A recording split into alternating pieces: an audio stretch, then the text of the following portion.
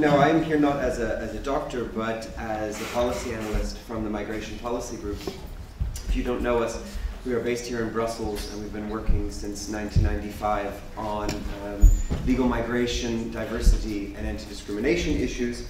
I am the coordinator of the Migrant Migration Policy Index, the MIPEX, which, as Maurice mentioned, has given us a mapping of what countries are trying to do to deliver equal opportunities for students from diverse backgrounds.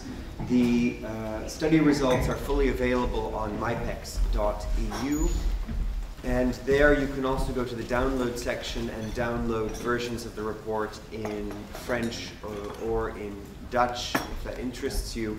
We had already a first discussion on the Belgian education results hosted by the King Baudouin Foundation. I believe it was last May, so some of you might have been there and be familiar with the results. But what I wanted to do today was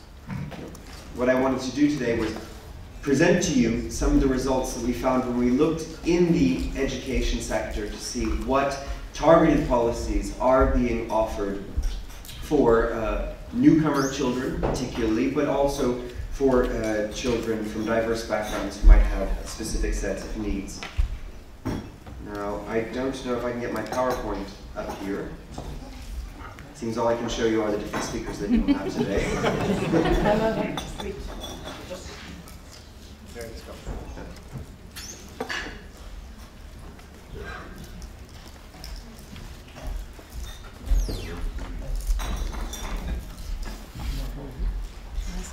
There we are. We're not looking at the whole universe, we're only looking at Europe. Right, so just to give you some background on this study, the MIPEX is a benchmarking tool that is asking whether countries have adopted policies that aim towards the equal treatment of immigrants and their descendants. So you can read the MIPEX results as an indication of whether national governments are aiming towards equal rights, responsibilities, and opportunities for immigrants as they have promised at the European level. So this is a benchmarking of policies and also some of the implementation measures where we have looked to European and international standards in order to ask the same questions across every country. Now, this study doesn't tell you how successful these policies are in practice. I believe my colleague from the OECD will talk a bit about which of these policies have actually had the greatest effects. But of course, you cannot have best practices without the basic policies in place. So this can then be used as a quick reference guide to give you an idea of what countries are really most engaged on these issues, which countries have policies that are aiming towards equal treatment, and then perhaps you can do a second level of research in order to analyze what those policies are in those countries and what progress have they made and what results have they had in practice.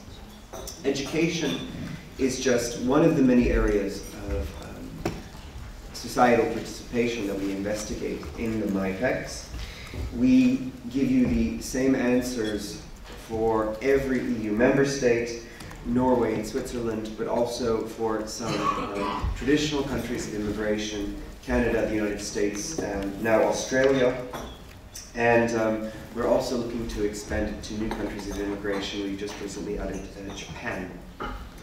And how this study works is that we have worked with researchers who have done comparative research in these various areas, and they have designed a series of policy indicators to try and capture a specific dimension of, for example, education policies towards migrants, and capture the full range of policies that you would see, policies that tend towards equal treatment, and policies that restrict opportunities for immigrants or their children.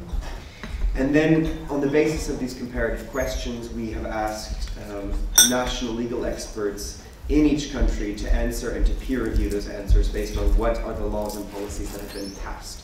So not on their perception, is it hard or is it easy, but really to ask, is this provision available in legislation? So MIPEX is a piece of research as you'll see, but it's also, as was mentioned, a policy tool. We at the Migration Policy Group use the MIPEX in order to get practitioners, policymakers, to set higher standards. So for example, in the last round where we had events, we had interesting remarks from the Finnish Minister of Integration, who aimed that her country would rise to #1, or from the Swedish Integration Minister, who talked about the difficulties of being #1 in a Europe where many countries are happy to be number 20 or 30. And then MIPEX was also used in, for example, Portugal, in setting higher standards in their integration plan, or in having new discussions in Spain. But even in the countries that don't aim to be on top of this index, it really clarifies where they want to be. So we've had interesting discussions, for example, in Austria, where the results have clearly showed that the government is interested in taking a different path, for example, on their nationality laws, where, here the quote, if you can read it, says, Sweden is another country. They have a very different approach than we do to our nationality law. Or when the MIPEX came out in 2007 in Denmark, at the time of the elections, it allowed for a much clearer discussion about where Denmark has been going over the past few years. And so, for example, the Danish People's Party was happy to say, we are very glad that we fall lower in the index, and that shows the impact that we have had on Danish legislation over the past 8 years. So if you're not familiar with the MIPEX, I just wanted to give you an overview of some of the general findings before I give you the key findings on integration.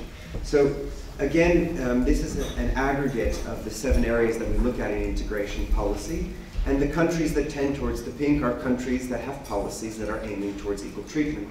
Whereas the countries that are in darker shades, you find many more legal obstacles, particularly for non-EU citizens to equally participate. Some of the key findings we had are that actually the average European country only got around 50% out of 100, meaning that we found as many obstacles to equal treatment as we did opportunities in legislation, which I think reflects actually the very confused debates that we often have around this area, where opportunities that exist are often then frustrated by the other obstacles that also exist in legislation. We have done this study in 2007 and 2010, and the average country only went up by about 1 point out of 100. So from that, we took that to make progress in legislation requires usually a good amount of time and investment. One interesting point, though, is that we didn't find particular countries, let's say, doing much better than others. And you might be surprised to see that some countries, older countries of immigration, do have policies that try and deliver equal rights and opportunities, like countries in Scandinavia or Canada, the United States, or Australia. That's not surprising, but we've seen countries like Spain or Portugal in just the past decade revolutionize and reform a lot of their legislation with regard to integration. So it's not just a question of being a newcomer or being an oldcomer to discussions on immigration. It's also your political will to improve. That matters quite a bit. We looked into some of the changes in these areas, and unfortunately for this discussion of an evidence-based approach, we found that few countries were making improvements based on a set of facts. Now, that was more true in the areas like the labor market or employment and education policies, where we have better data on how employment is working out for different groups, on how educational attainment is working out for different groups, and their policymakers were better able to use studies or statistics in order to justify policy improvements. But in other areas equally important for integration, like, for example, family reunification policy or citizenship policy, we saw that most of the changes were motivated by promises in elections, by public perceptions, or just by the increasing politicization of these issues, where parties hope to gain voters by taking a position in this area. So a very dynamic area, but one where it's very difficult to introduce evidence about impacts. And one last overall finding, interestingly, that across the 7 areas that we looked at, we found that the policies between different EU member states, particularly here I show you the differences between the quote-unquote new member states, the EU 12, and older member states, the EU 15, were less in areas where we had binding European legislation. And the differences in integration policies were much greater in areas where we don't have very strong European standards. So you can see three areas in particular between the orange and yellow bars where we see very big divergence in integration policies. That's with regard to citizenship policies, political participation policies that would give third country nationals rights to participate in decision making, and education policies. So now in MyPEX you can dig as deep as you wish. In the area of education, we have 4 dimensions of education policy that we wanted to look at. Access. So do all migrant children have legal access to the education system? This is particularly important for newcomers, where their legal access might be limited based on their legal status or the status of their parents. But then also with regard to access, we wanted to look at whether countries are adopting proactive policies to achieve equal access in practice. Are there programs and policies to guarantee that immigrant children are getting into preschools, that they are staying on track in secondary education, that they are accessing vocational training and higher education as much as their other peers? The second dimension we looked at is with regard to targeting needs. Now obviously, migrant children, or the second and third generation, often have similar learning needs as other peers. But sometimes they do have specific contexts. And it's not just with regard to learning of language, but it also has regard to the relationship and education level that their parents have, and their relationship with the school environment, with diversity in the classroom. And so we looked to see whether countries were adopting specific policies to target the needs of immigrant children in schools. And the third dimension is looking actually at the opposite, not as immigrants as people who bring particular needs, but immigrants as people who also bring new opportunities to our school systems. So we looked at whether school systems also had policies to encourage immigrant languages and immigrant cultures to be taught in schools, and not just to immigrants, but to all pupils as options. And whether schools also have measures in place that can fight increasing school segregation on the basis of diversity related to immigration. And again, also whether schools are supported to do outreach with migrant parents. And then the fourth dimension that we looked at were intercultural education policies. So we weren't just looking at the curriculum on intercultural education.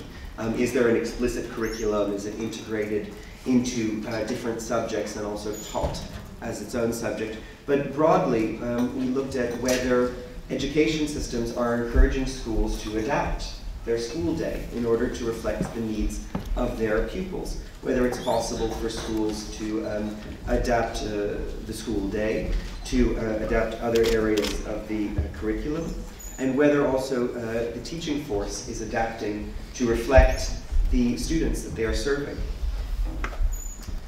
So in these areas, as I said, we saw a major divergence between new countries of immigration and more established countries of immigration.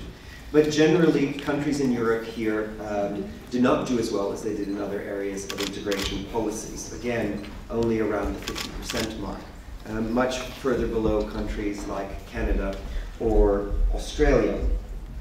Now, why is that? Here again, I show you the differences between the newer countries of immigration in Central and Southeastern Europe compared to countries of Western Europe, to give you an idea that there is quite a divergence across European countries. I'm going to give you some of the key findings in detail, but to give you the overview, we found that most migrant children and newcomers at least have equal legal access to compulsory education in most countries. And we found that most legal categories of migrant children have equal access to all levels in about half of the countries. So, for example, children who arrive as undocumented children can participate in all levels of education in about half of the EU member states. And if those children have similar general learning needs as their general peers, they can benefit from those general support measures. But we found that few countries were adopting targeted measures to make sure that they're accessing all levels of the education system. And we found very few legal entitlements, particularly for newcomers, to target their needs, which might mean that practices will exist in one school or another, at one point in a child's school career than in another, but that will not be guaranteed across the country. And that might be, those legal entitlements might be most helpful in the communities that need it most. We found that there is some kind of guidance on supporting immigrant languages, although not all immigrant languages, but generally school systems are missing out on the opportunities that diversity is bringing to the classroom.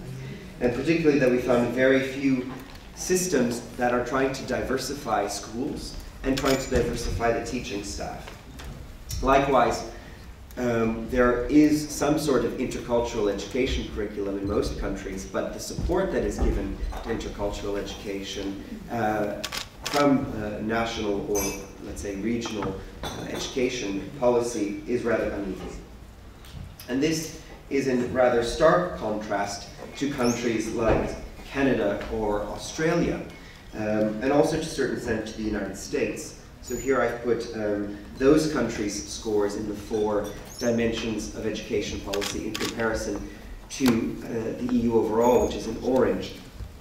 And generally, why do those countries do better?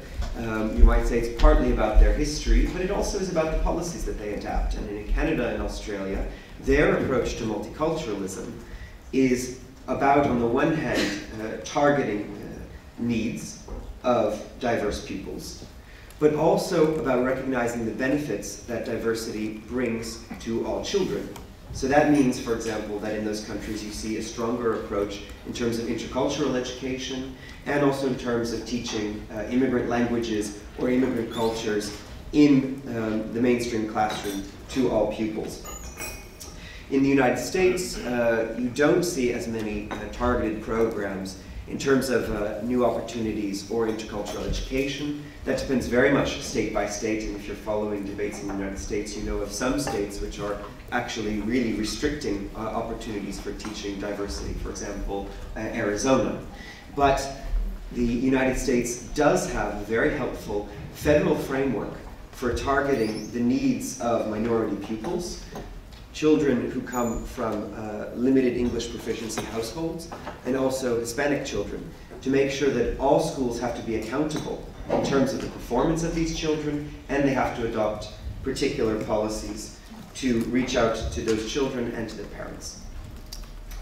So to conclude, I wanted to just walk you through those general results. As I said, we found that in nearly all countries, any child, regardless of their legal status, had access to the compulsory education system. There were only a few countries in Central Europe where we don't see those rights guaranteed for undocumented children or for the children of temporary migrants.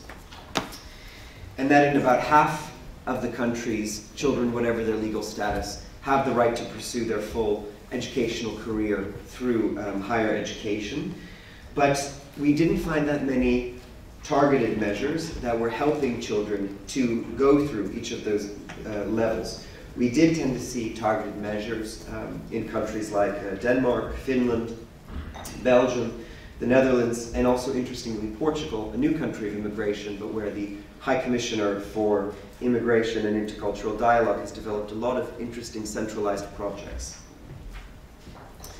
One major area of weakness in terms of the policy guidance is how to recognize immigrant children's prior learning from their countries of origin. And we found that in most schools, those decisions are left up to teachers or to school administrators themselves without very strong central guidance, except in Luxembourg and in France, where they have expert centers that are there to help orient newcomer pupils to make sure that they get into the right level of schooling and that their parents are informed of the school offers.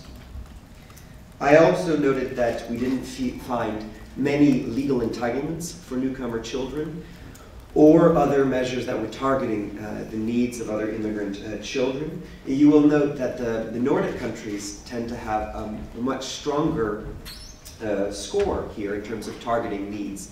And that has not necessarily to do with their approach to immigrants, but it has to do with their approach to education, where generally they are looking at unequal performance in school systems and trying to address the individual needs of their pupils. And if it therefore means that specific measures have to be adopted for immigrant or diverse children, then children will have a legal entitlement to have their specific needs addressed through extra support or extra financial support.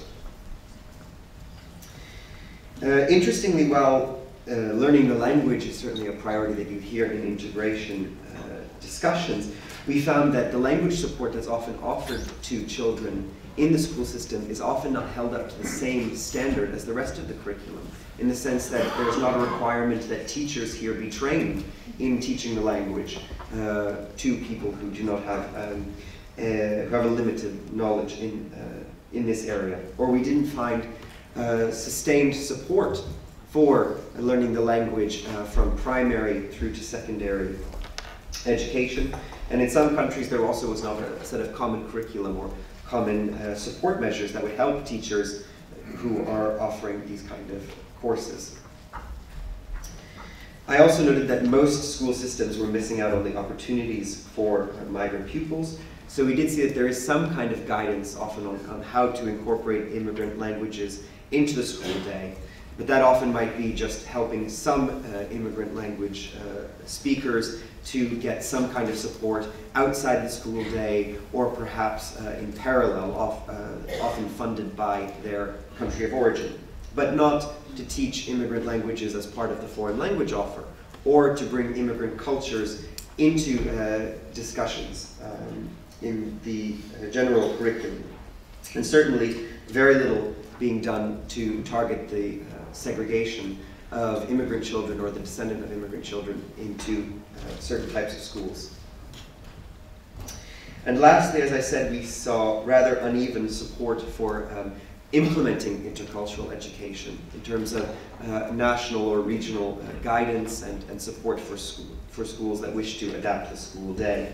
Though we did see some strong curriculum here, just to note, the UK still has a very strong curriculum on diversity and citizenship. We also saw new initiatives in countries like Norway, but also Spain, to really strengthen their intercultural education approach. And as a part of intercultural education, we found one particular weakness was trying to diversify the teaching staff. There are a few countries where you see measures being undertaken, for example, by the national teacher training institutes to really recruit immigrants or their descendants to consider teaching and to take up measures, or to recognize the qualifications of foreign teachers who have been trained as teachers in their home country. But generally this is, again, outside the approach on integration in school systems. So I hope that this overview gave you an idea of what might be promising policies in other countries, and it might also give you an idea of what policies might even exist in your own country that you are not aware of, and that might need to be better implemented and funded so that we can see best practices in your own schools or institutions where you work. Thank you very much.